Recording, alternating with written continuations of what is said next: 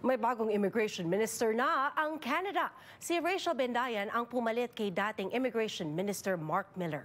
Ang isang immigration consultant mula British Columbia may hiling naman sa bagong ministro. Sa report ni Arvin Joaquin. Kapag bago yung administration or should I say bago yung mga nakaupo sa pwesto, medyo alarming siya because it also means that there will be changes that are coming. Ito ang reaksyon ni Registered Immigration Consultant Debbie Piandong sa pagkakaroon ng bagong Immigration Minister ng Canada. Biyernes, nanumpa si Rachel Bendayan bilang kapalit ni dating Minister of Immigration Mark Miller sa bagong gabinete ni Prime Minister Mark Carney. Ilang pagbabago sa immigration ang nakita sa ilalim ni Miller, partikular na sa paglimita sa bilang ng mga migrante at paghinto sa ilang programa. Ang ilan ipagpapatuloy daw ni Bendayan.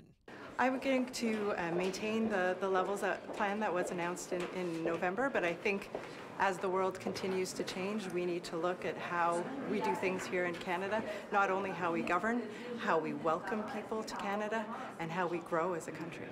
Ani Piandong, maaring may mga pagbabago ring itulak ang bagong immigration minister, gaya na lamang ng pagcap sa ilang immigration programs, pag-una sa temporary resident sa Canada para maging permanent resident sa bansa sa halip na direct-to-PR pathways, at pagdagdag ng migranteng nakakapagsalita ng French. Gayunpaman, aminado si Piandong, ang mga pabago-bagong pulisiya sa immigration nakakaapekto na raw sa ilang kliyente niya.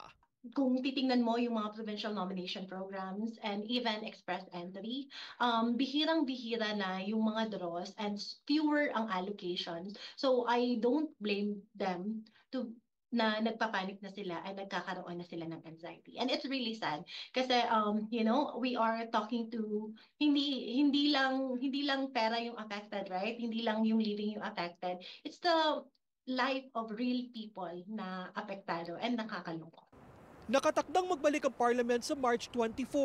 Inaasahan din ang isang maagang federal election na pag nagkatao'y maaaring magresulta muli sa ilan na namang pagbabago sa immigration policies ng Canada. Sakaling matuloy, si Piandong, isa lang daw ang hiling, sino man ang manalo. Kung meron man mga shifts in immigration policies, I do hope that it is well planned and hopefully kung meron mang election and sa mga magiging mahahalal na candidates, hopefully they would think of not only the Canadians and PR, but also the lives of those who invested in Canada. Arvin Joaquin, Omni News, Vancouver.